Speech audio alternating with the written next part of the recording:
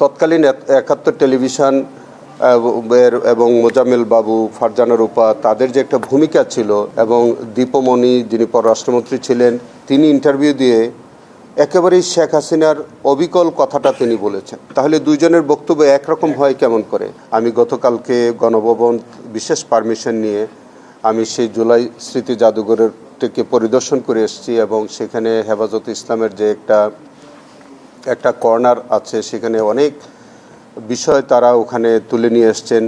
সেখান থেকেও আমরা এভিডেন্স সংগ্রহ করবার জন্য কিছু তথ্য আমি সেখান থেকে নিয়ে এসেছি। সেখান থেকেও আমাদের তদন্তে সহায়ক হবে বলে কিছু কিছু জিনিস আমরা সেখান থেকেও পেয়েছি। এই সার্বিক বিষয় নিয়ে আমরা পারস্পরিক মত বিনিময় হয়েছে। গতকালকে এই দিবসটি পালন উপলক্ষে বিভিন্ন অর্গানাইজেশন, বিভিন্ন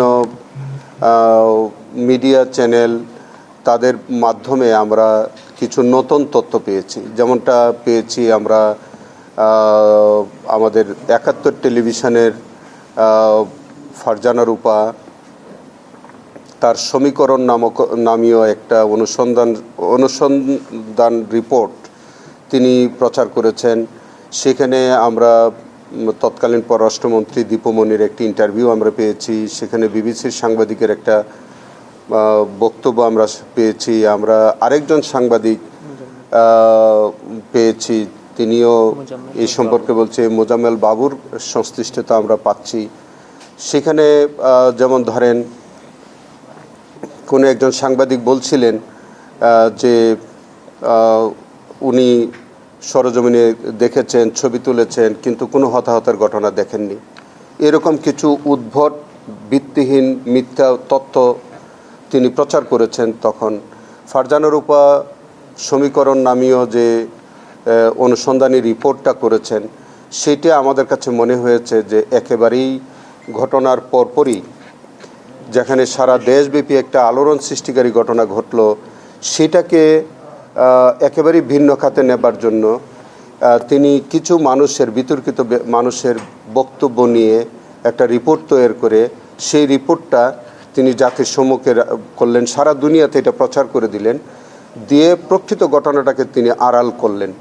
সেই ক্ষেত্রে এই যে বিষয়টা, তৎকালীন ৭১ টেলিভিশন এবং মোজাম্মেল বাবু, ফারজানা রূপা, তাদের যে একটা ভূমিকা ছিল এই হেফাজত ইসলামের এই ঘটনাটাকে আপনার ভিন্ন খাতে প্রবাহিত করবার জন্য যে একটা প্রচেষ্টা ছিল, তাতে করে আমাদের কাছে মনে হয়েছে যে এইটাও একটা সিস্টেমেটিক ক্রাইমের মধ্যেই ছিল। তারা একটা পূর্ব পরিকল্পনা মাফিক এবং তাদের একটা সিস্টেমেটিক্যালি প্ল্যান ওয়াইজ তারা এই কাজটা করেছে।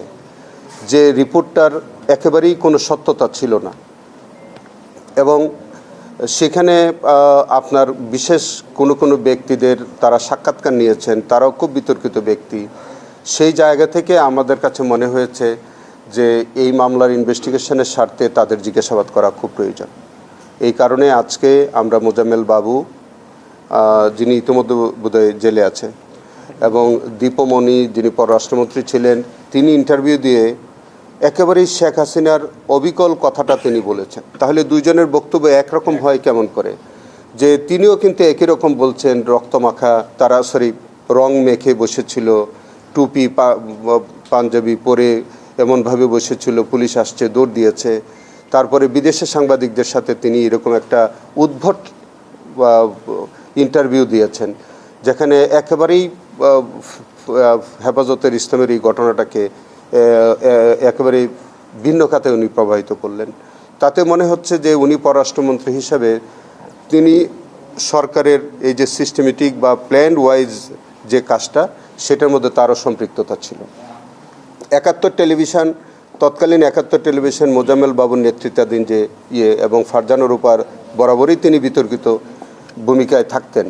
সেখানে একেবারেই পরের দিন এরকম একটা সেন্সিটিভ বিষয়, তিনি প্যান্ট শার্ট পরিহিত অবস্থায় সেই যেখানে রক্তের স্তূপের উপরে দাঁড়িয়ে, যেখানে সারা বাংলাদেশের একটা ইসলামিক মূল্যবোধ এবং মানুষের একটা ধর্মীয় সেন্টিমেন্ট কাজ করতেছিল, সেই সময় তিনি একজন ভদ্রমহিলা, তিনি পোশাক আশাক এমনভাবে পরিধান করে এমন একটা চিত্রায়িত করলেন জায়গাটাকে, এবং এমন কিছু মিথ্যা তথ্য প্রচার করলেন, মনে হলো যে এটাকে নিয়ে তিনি একটা মকারি করলেন।